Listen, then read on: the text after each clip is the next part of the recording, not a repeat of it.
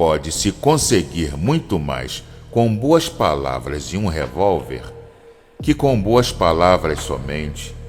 A notória frase de Al Capone definiu precisamente o estilo de vida daquele que foi o maior mafioso da história americana. Hoje falaremos sobre esse notório gangster em mais um episódio. Deixe seu like, inscreva-se no canal e compartilhe os vídeos. Eu sou Arthur Eugênio e esse é o canal Assassinos por Natureza. Nascido no Brooklyn, Nova York, Al Capone era filho de imigrantes italianos de Salerno. Uma família muito pobre, ainda jovem, já estava envolvido em quadrilhas suburbanas, sendo expulso da escola aos 14 anos por agredir a professora. Capone casou-se em 1918 com May Cutler. Logo após o nascimento do seu primeiro filho, Albert, apelidado de Sonny Capone, no ano seguinte, porém, foi enviado pelos mafiosos para Chicago, onde tornou-se aliado de Johnny Torrione até sua saída da máfia. No entanto, Torrione foi quase assassinado, resolvendo se aposentar, abrindo espaço para a ascensão de Al, que rapidamente se provou capaz de liderar a organização criminosa. Assim começou o império da máfia de Capone, que ganhou espaço pelas cidades dos Estados Unidos. Já aos 26 anos provara extremamente violento e objetivo. Um crime atribuído ao Al Capone que ganhou muita notoriedade foi o massacre de São Valentim. Na manhã de 14 de fevereiro de 1929, os corpos de 6 membros da quadrilha Bugs, rival de Al Capone, foram encontrados caídos ao lado de uma parede de garagem. Eles tinham sido assassinados com vários tiros, provavelmente por criminosos comandados por Al Capone, tanto locais como provavelmente por pistoleiros de outras cidades. 2 homens que estavam com o uniforme de policiais de Chicago foram vistos na garagem na hora do crime. Conforme testemunhas, uma das vítimas encontradas agonizante, Frank Goldberg, quando perguntado sobre quem o havia baleado, respondera, abre aspas, "Eu não vou falar, ninguém me baleou", fecha aspas. Foram contados 14 ferimentos de bala em seu corpo. Outro fato que mostra toda a sua violência é o caso que ficou imortalizado no cinema no filme Scarface. Capone tinha descoberto que 3 dos seus associados havia planejado traí-lo. Então ele convidou os 3 para um grande banquete.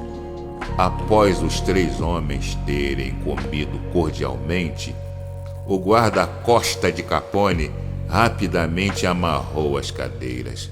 Capone então pegou um taco de beisebol e começou a golpeá-los, quebrando osso após osso.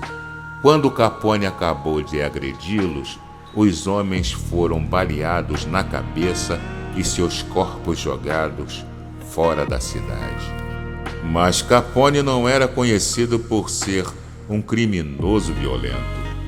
Ele também possuía um lado generoso que encantava algumas pessoas. Na Grande Depressão dos Estados Unidos, Capone, quando sabia de alguma família que estivesse passando necessidade, ou até mesmo uma mãe solteira que entrasse para a prostituição para sustentar seu filho, ele mandava que fosse feita doações. Um garoto que não tivesse condições de pagar a matrícula da faculdade, ele estava pronto para custear. Sua generosidade se misturava à sua vaidade.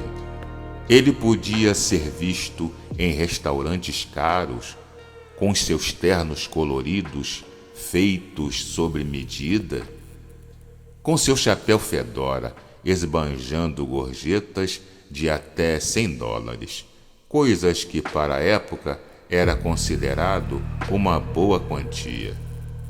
No inverno rigoroso de Chicago, ele mandava que seus homens distribuíssem carvão e alimentos aos que não podiam comprar. Com essas atitudes, ele ficou conhecido como Robin Hood da época moderna.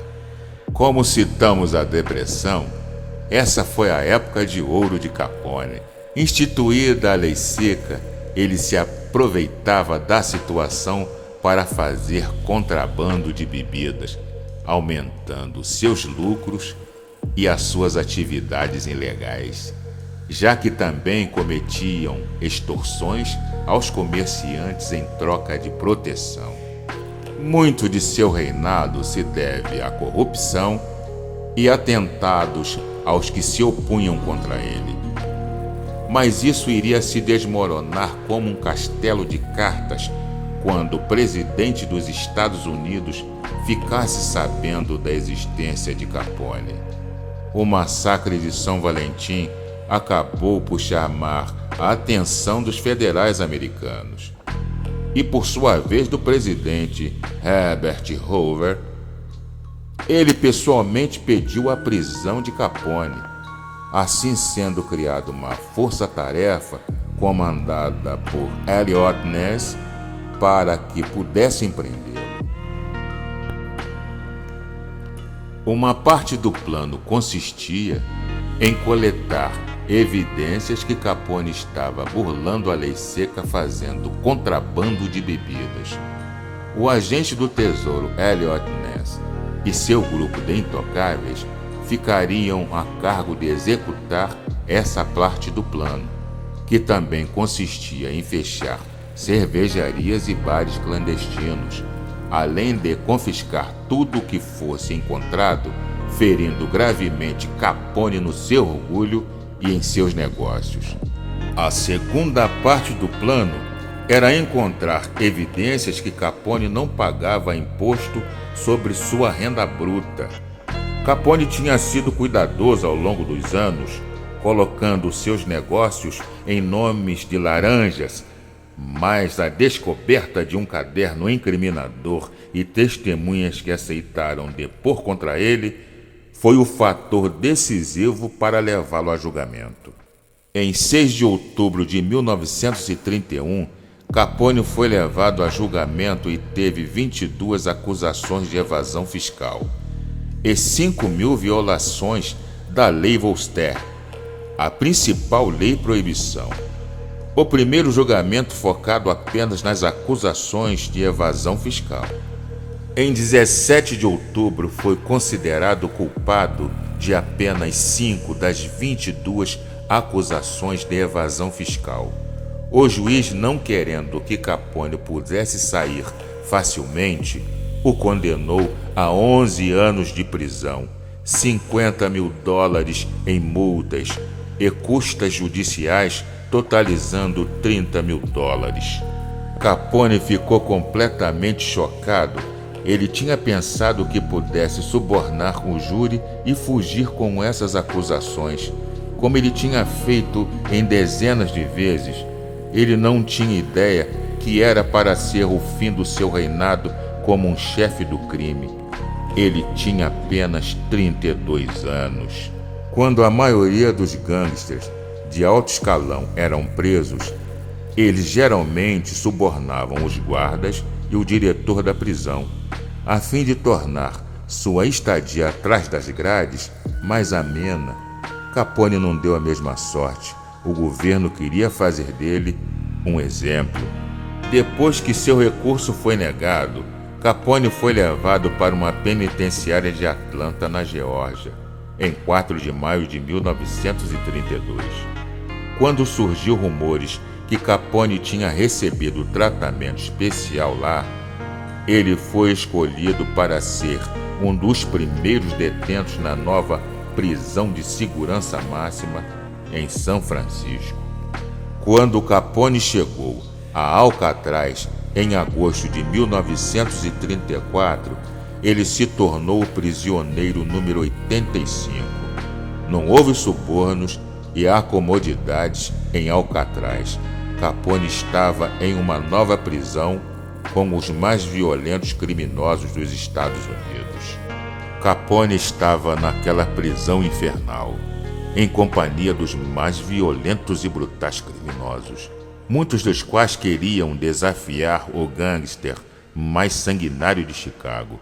No entanto, assim como a vida tornou-se mais brutal para ele, seu corpo começou a sofrer os efeitos ao longo prazo da sífilis.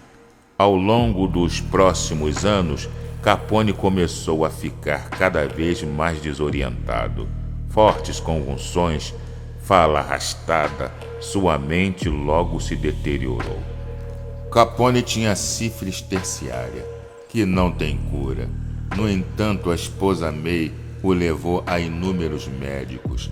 Apesar de muitas tentativas de cura, a mente de Capone continuou a degenerar.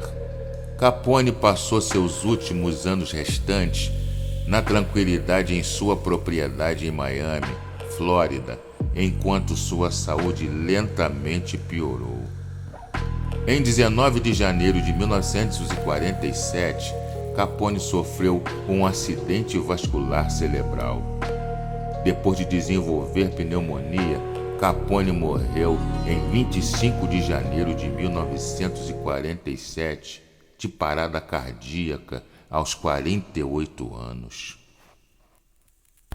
Essa foi mais uma história do canal Assassinos por Natureza. Ativem o sininho e compartilhem com seus amigos. Até a próxima.